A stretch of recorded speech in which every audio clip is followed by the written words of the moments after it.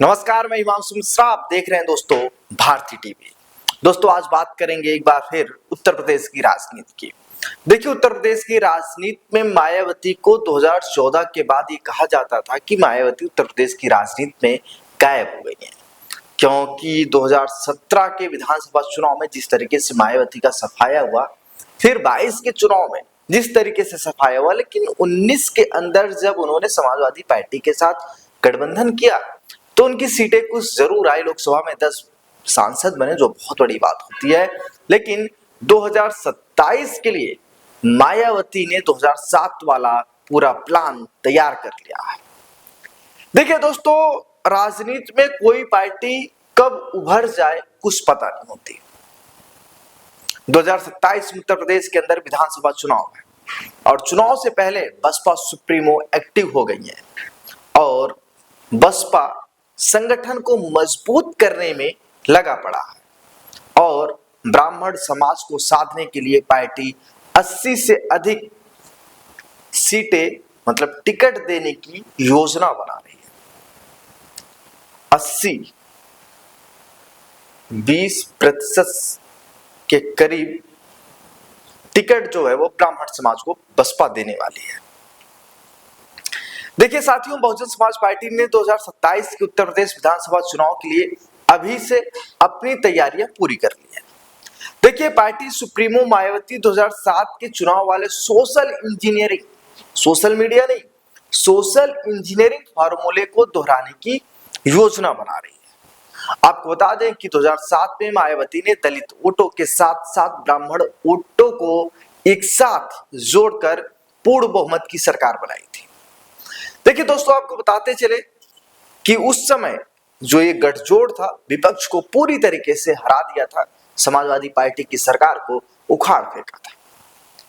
देखिए साथियों, मायावती पिछले 3 महीनों में सभी बैठकों में यही बात दोहरा रही है कि ब्राह्मण दलित गठजोड़ के साथ बसपा 2027 के चुनाव में जाएगी और पूर्ण बहुमत से सत्ता में वापसी करेगी। पार्टी का जो मुख्य नारा है सर्वजन हिताय सर्वजन सुखाय ही रहेगा। आपको बता दें कि बसपा ने 2027 विधानसभा चुनाव के लिए पहला टिकट ब्राह्मण नेता को दिया है। कहां से दिया ये जानते हैं। देखिए, जालौन जिले के माधवगढ़ विधानसभा सीट से आशीष पांडे को पार्टी का प्रत्याशी बनाया गया है। उन्हें इस सीट का प्रभारी भी बनाया गया है। माधवगढ़ सीट बसपा का मजबूत गढ़ मानी जाती है। यहां 2017 में पार्टी दूसरे नंबर पर रही थी। बसपा की पुरानी परंपरा के अनुसार प्रभारियों को ही बाद में प्रत्याशी बनाया जाता है, इसीलिए यह घोषणा पार्टी के पहले उम्मीदवार के रूप में देखी जा रही है। पार्टी जल्द ही अन्य प्रभारियों के नाम भी घोषित करेगी।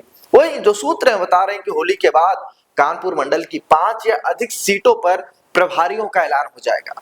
आपको बता दें कि मायावती की जो योजना है और जो मायावती के सूत्र हैं वो बताते हैं कि 2027 में बसपा 80 या इससे ज्यादा ब्राह्मण प्रत्याशियों को मैदान में उतार सकती है। और जो कुछ रिपोर्ट आ रही है, जो हमारे पास रिपोर्ट है, आप देख रहे हैं इस रिपोर्ट को। इस रिपोर्ट में आपको बता दें कि 40 से 50% ब्राह्मण उम्मीदवारों को टिकट दिया जाएगा। आप समझ रहे हैं, 40 से 50 मतलब 200 402 सीटें हैं। 402 में लगभग 180 90 200 के करीब जो कैंडिडेट होंगे बसपा की तरफ से वो ब्राह्मण होंगे। इसका आधिकारिक ऐलान जो है जून तक हो सकता है। देखिए साथियों, मायावती ब्राह्मण समाज को लगातार संदेश दे रही है कि बसपा में उन्हें सम्मान, पद और सुरक्षा मिलती है। उन्होंने हाल ही में कहा कि अन्य पार्टियां या सरकारें ब्राह्मणों को उतना सम्मान नहीं दे पाई हैं जितना बसपा ने दिया है। यह बयान ब्राह्मण वोटरों को जोड़ने के लिए मायावती और उनकी पार्टी की तरफ से लगातार दिया जा रहा है।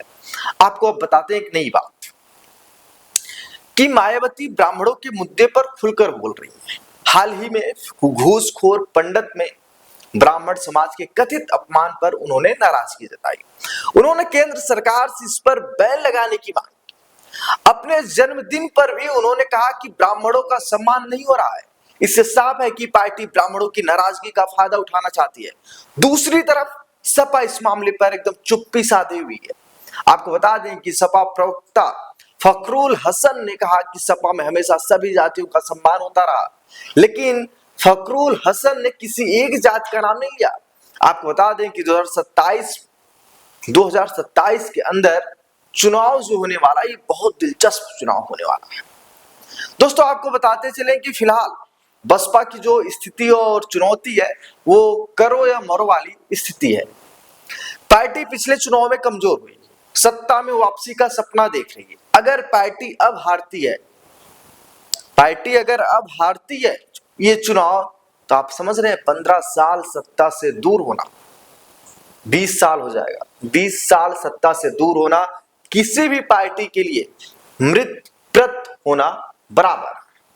देखिए, बसपा दलितों के साथ ब्राह्मणों को जोड़ने का प्रयोग पार्टी के लिए सकारात्मक रवैया अपनाएगी। आपको बताते चलें कि ब्राह्मण वोटों की नाराजगी बीजेपी से भी जुड़ी है और जिसका फायदा बसपा उठाना चाहती है। लेकिन यह प्रयोग कितना सफल होगा यह तो समय बताएगा। लेकिन राजनीति के जानकारों के मुताबिक अगर ब्राह्मण बसपा की तरफ गए, दलित बसपा की तरफ गए, तो ये जो गठजोड़ है बहुत मजबूत होगा और बसपा को फायदा मिलेगा। और बसपा अभी से सक्रिय हुई है। अब आप लोगों की बारी है। अब आप लोग मुझे कमेंट करके बताएंगे, क्या ब्राह्मण बसपा की तरफ जाएंगे? क्या दलितों का जो वोट है वो कटेगा, जो समाजवादी पार्टी की तरफ गया है और भारतीय जनता पार्टी की तरफ गया? क्या जो दलित महिलाएं हैं, जो आवास के नाम पर, उज्ज्वला योजना के नाम पर और जितनी केंद्र सरकार की योजनाएं हैं उनके नाम पर मोदी सरकार से अलग हो सकती है या मायावती के पक्ष में जा सकती है? आप लोग हमें अपनी राय कमेंट बॉक्स में जरूर बताइए। बने रहिए दोस्तों आप भारती टीवी के साथ।